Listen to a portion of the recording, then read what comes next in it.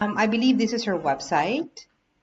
Yeah, the reason that I'm recording this video for you is that I am being trained in a website design and I want to show you a website that you might like. I'm gonna show it to you now. Here. My boss figures that an agency could get like $1,200 to $1,500 or maybe more for a website like this.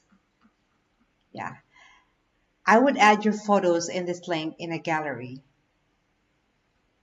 and also about your contact details in this link. Or if you want to add some more information about the services that you're offering, you can also add it here. There. Also about your company, talks about, you can also add it here in this link. There. Well, if this website would be good for you or helpful for you, please do me a favor and hit a reply and let me know.